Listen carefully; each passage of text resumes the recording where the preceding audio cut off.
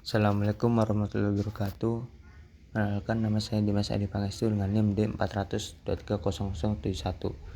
Saya akan mempresentasikan tugas elektronika daya yang kedua, yaitu pertama, membahas perbedaan antara power instantaneous, RMS, dan rata-rata. Perbedaan antara daya instan atau instantaneous power, daya RMS atau root mean square power, dan daya rata-rata average power. Dalam analisis sistem kelistrikan dan elektronika, konsep daya sangat penting untuk memahami bagaimana energi dihantarkan dan digunakan dalam suatu rangkaian. Terdapat 3 konsep utama dalam perhitungan daya, adalah daya instan atau instantaneous power, daya RMS root mean square power, dan daya rata-rata atau average power. Pertama, daya instan atau instantaneous power, PT atau P dalam kurung T. Definisi daya instan adalah daya yang berubah seiring waktu dalam suatu rangkaian listrik. Daya ini dihitung sebagai hasil kali antara tegangan instan Vt dan arus instan It. Adapun rumusnya itu P dalam kurung T sama dengan Vt kali It. Karakteristiknya yaitu bersifat saat dan berubah-ubah dalam sistem AC. Bisa bernilai positif atau negatif bergantung pada fase antara tegangan dan arus. Digunakan untuk memahami fluktuasi daya dalam suatu rangkaian, terutama dalam beban induktif atau kapasitif. Contohnya yaitu pada rangkaian AC sinusoidal, daya instan dapat berosilasi antara nilai maksimum dan minimum dalam satu siklus. Jika arus dan tegangan tidak sefase, daya instan dapat menjadi negatif pada beberapa titik, menunjukkan bahwa energi dikembalikan ke sumber daya.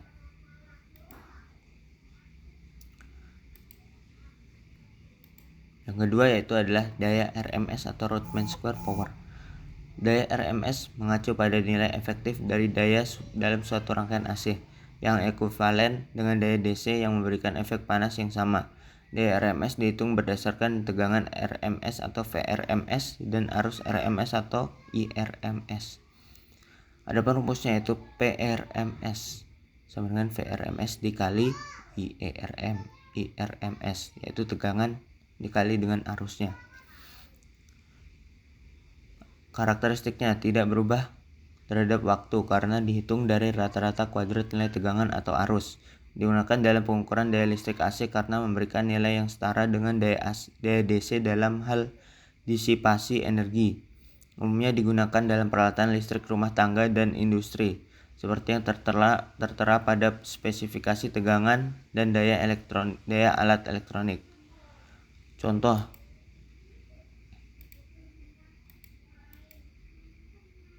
jika jaringan listrik PLN di Indonesia memiliki tegangan 220 volt RMS, ini berarti tegangan AC tersebut memiliki efek yang setara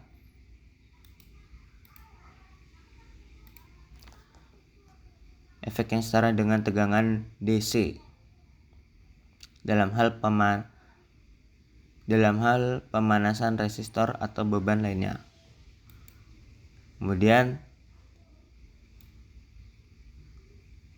daya rata-rata atau average power atau PAVG. Daya rata-rata adalah jumlah total daya yang dikonsumsi oleh suatu rangkaian dalam satu periode waktu. Biasanya dihitung dalam sistem AC dengan memperhitungkan faktor daya. Rumusnya adalah PAVG sama dengan VRMS kali IRMS kali cos Pi, di mana theta adalah sudut fasa antara tegangan dan arus. Karakteristik mewakili daya yang benar-benar dikonsumsi oleh beban dan diubah menjadi energi yang berguna, misalnya panas, cahaya, atau gerakan mekanis. Kemudian dalam beban resistif murni, daya rata-rata sama dengan daya RMS karena faktor daya cos Pi sama dengan 1. Dalam beban induktif atau kapasitif, daya rata-rata lebih kecil karena sebagian energi dikembalikan ke sumber daya. Contoh, dalam motor listrik industri, daya rata-rata digunakan untuk menunjukkan efisiensi motor karena tidak semua daya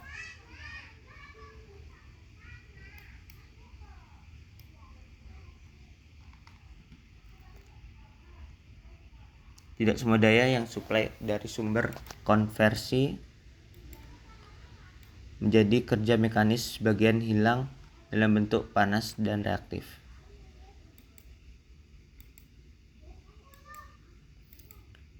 Kemudian penjelasan tentang fenomena total harmonik. Apa itu total harmonic distortion atau THD? Total harmonic distortion atau THD adalah ukuran dari distorsi gelombang sinusoidal dalam sistem kelistrikan akibat kehadiran harmonik. THD menunjukkan bahwa seberapa jauh bentuk gelombang listrik telah berubah dari bentuk idealnya sinusoidal murni karena pengaruh harmonik. Harmonik adalah komponen frekuensi tambahan yang merupakan kelipatan dari frekuensi dasar fundamental frekuensi. Misalnya jika frekuensi dasar adalah 50 Hz, maka harmonik kedua adalah 100 Hz. Harmonik ketiga adalah 150 Hz dan seterusnya. THD dapat terjadi pada tegangan V maupun I atau arus dalam sistem listrik dan biasanya dinyatakan dalam persen. Penyebab THD dalam sistem listrik. THD terutama disebabkan oleh penggunaan beban nonlinear yang menyebabkan arus listrik tidak mengikuti bentuk sinusoidal tegangan suplai. Beban nonlinear meliputi peralatan elektronik modern seperti komputer, charger, HP, televisi, dan perangkat dengan switching power supply. Motor dan inverter menggunakan konverter daya AC to DC atau DC to AC yang memotong gelombang sinus. Penerangan LED dan lampu hemat energi memanfaatkan rangkaian elektronik yang memodifikasi bentuk gelombang. Peralatan industri, mesin dengan variabel frekuensi drive atau VVD, UPS, dan rectifier yang mengubah arus listriknya menjadi bentuk yang tidak sinusoidal. Cara menghitung THD. THD dihitung dengan membandingkan jumlah total harmonik terhadap komponen fundamentalnya menggunakan rumus berikut. THD sama dengan akar V2 pangkat 2 ditambah V3 pangkat 2 tambah V4 pangkat 2 hingga seterusnya, tergantung jumlah tegangannya berapa, jumlah jenis tegangannya berapa, dibagi V1 dan dikali 100%. Dan untuk menghitung arus, yaitu THD sama dengan I2 pangkat 2 tambah I3 pangkat 2 tambah I4 pangkat 2 dan seterusnya dibagi dengan I1 dikali 100%. Mana V1 dan I1 adalah tegangan atau arus fundamental 50 Hz atau 60 Hz. V2, V3 dan I2, I3 hingga IN atau VN adalah komponen harmonik. Dampak THD dalam sistem listrik. THD yang tinggi dapat menyebabkan berbagai masalah dalam sistem listrik, di antaranya efisiensi daya menurun, kehadiran harmonik meningkatkan rugi daya di dalam transformator dan kabel, panas berlebih pada peralatan, mesin listrik, trafo, dan kapasitor dapat mengalami pemanasan berlebih, mengurangi umur pakai perangkat, gangguan pada sensor dan peralatan elektronik, sensor tegangan atau arus dapat memberikan pembacaan yang salah akibat distorsi gelombang. Kegagalan sistem proteksi pemutus sirkuit dan relay proteksi bisa tidak bekerja dengan benar karena distorsi sinyal. Resonansi harmonik. Jika harmonik tertentu sesuai dengan frekuensi resonansi sistem, bisa terjadi lonjakan tegangan yang berbahaya. Cara mengurangi THD dalam sistem listrik. Untuk mengatasi masalah harmonik, beberapa metode dapat diterapkan.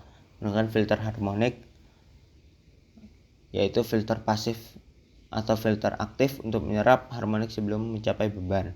Desain transformator yang tahan harmonik menggunakan sistem K-rate yang lebih tahan terhadap harmonik tinggi. Menggunakan perangkat dengan faktor daya yang diperbaiki seperti power factor correction atau PVC atau PFC sirkuit dalam power supply. pemilihan peralatan listrik yang sesuai menggunakan inverter dan perangkat elektronik dengan THD rendah, distribusi beban yang merata, mengurangi konsentrasi beban nonlinear pada satu fase untuk mengurangi harmonik secara keseluruhan. Dan jenis-jenis rangkaian rectifier AC/DC. Jenis rangkaian rectifier AC/DC. Rectifier adalah rangkaian yang mengubah arus bolak-balik AC menjadi DC. Proses ini penting dalam berbanyak aplikasi seperti adaptor, pengisi daya, dan catu daya. Secara umum, rectifier diklasifikasikan berdasarkan jumlah fase dan konfigurasi diodanya. Berikut adalah jenis-jenisnya, yaitu half wave rectifier atau penyearah setengah gelombang. Prinsip kerjanya itu menggunakan satu dioda untuk menyalakan hanya setengah siklus dari sinyal AC. Saat siklus positif, dioda konduksi mengalirkan arus. Saat siklus negatif, dioda diblokir, tidak ada arus yang mengalir. Karakteristiknya yaitu sederhana dan murah, hanya membutuhkan satu dioda. Efisiensi rendah karena hanya menggunakan setengah dari daya input. Output DC bergelombang memerlukan filter tambahan untuk stabilisasi. Aplikasi penggunaannya yaitu catu daya sederhana untuk perangkat elektronik kecil, sensor, atau rangkaian deteksi sinyal AC. Dan full wave rectifier, penyearah gelombang penuh, yaitu mengonversi seluruh siklus AC menjadi DC, meningkatkan efisiensi dibandingkan half wave rectifier. Full wave rectifier dengan trafo center tap. Prinsip kerjanya yaitu menggunakan trafo dengan center tap dan dua dioda selama siklus positif. Dioda pertama konduksi selama siklus negatif, dioda kedua konduksi. Karakteristiknya menggunakan kedua siklus AC sehingga lebih efisien, membutuhkan transformator center tap yang lebih mahal dan besar, aplikasi power supply, perangkat elektronik yang membutuhkan tegangan lebih stabil. Kemudian ada bridge rectifier atau jembatan penyearah. Prinsip kerjanya yaitu menggunakan 4 dioda yang susun seperti jembatan atau bridge.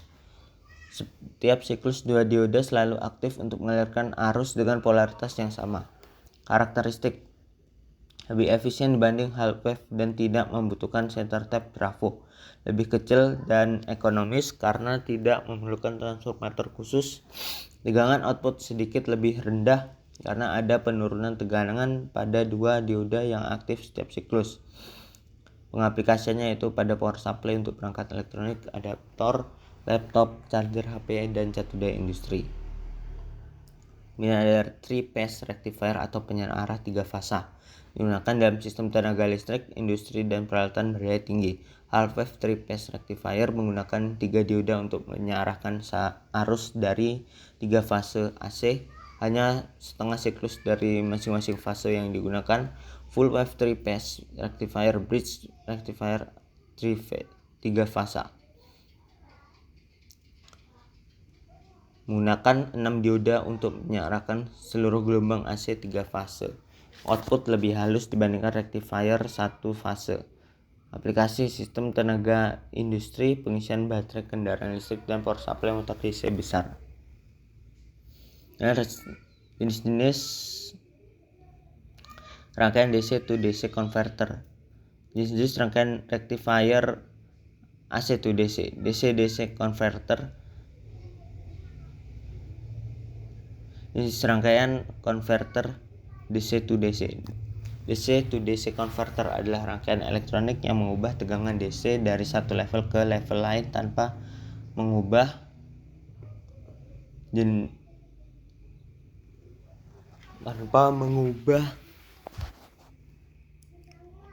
jenis arusnya. Konverter ini banyak digunakan dalam perangkat elektronik seperti tenaga surya, kendaraan listrik, dan aplikasi industri. Berikut adalah jenis-jenis dari DC to DC converter. Pertama yaitu buck converter atau step down converter. Menurunkan tegangan DC dari level tinggi ke level lebih rendah. Cara kerjanya itu menggunakan transistor MOSFET atau IGBT sebagai saklar. Induktor dan kapasitor membantu meratakan tegangan output. Contoh aplikasi regulator tegangan pada microcontroller yaitu pada Arduino dan Raspi. power supply untuk smartphone atau laptop. Kemudian sistem daya pada mobil listrik, contohnya yaitu mengubah 12 volt DC menjadi 5 volt DC untuk mengisi daya ponsel. Boost converter, step up converter, berfungsi meningkatkan tegangan DC dari level rendah ke level tinggi. Cara kerja menggunakan induktor, dioda, dan kapasitor untuk menyimpan energi dan meningkatkan tegangan output.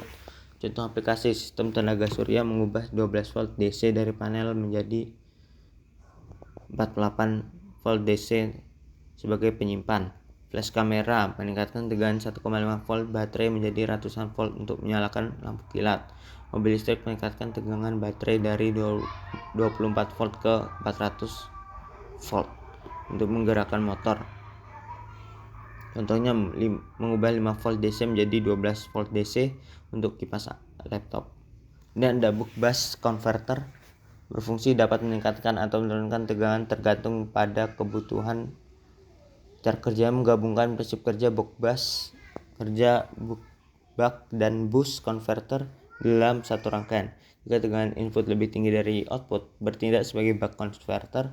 Jika tegangan input lebih rendah dari output, bertindak sebagai bus converter. Contoh aplikasi: baterai lithium ion.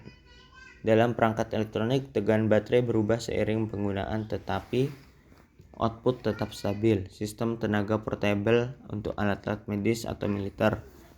Contohnya mengubah 5 volt DC dari power bank menjadi 3,3 volt atau 12 volt DC sesuai kebutuhan perangkat.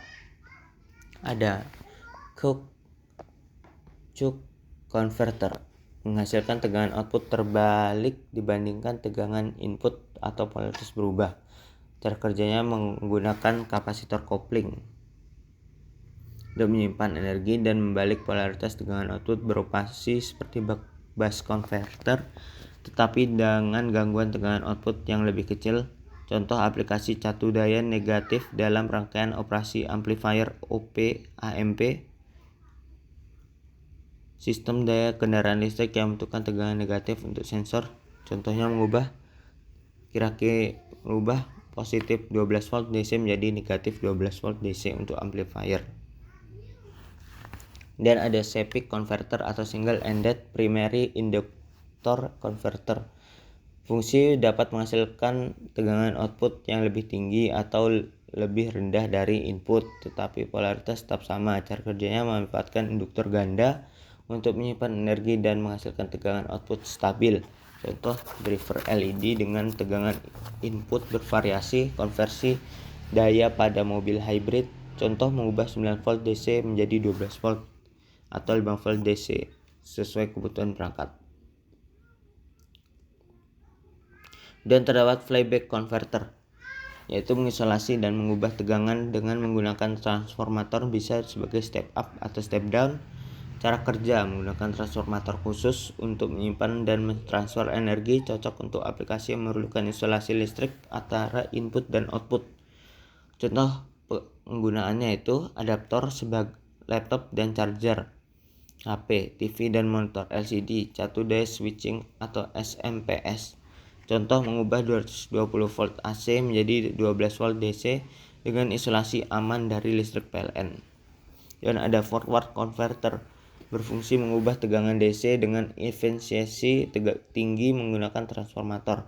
Cara kerjanya itu berbeda dari flyback. Forward converter mentransfer daya langsung melalui transformator tanpa menyimpan terlebih dahulu. Contohnya itu power supply untuk server dan industri catu daya komunikasi. Contohnya mengubah 48 volt DC dari baterai ke 5 DC ke 5 volt DC untuk sistem telekomunikasi. Mungkin itu saja presentasi dari saya. Sekian, wabillahi taufiq wal hidayah. Wassalamualaikum warahmatullahi wabarakatuh.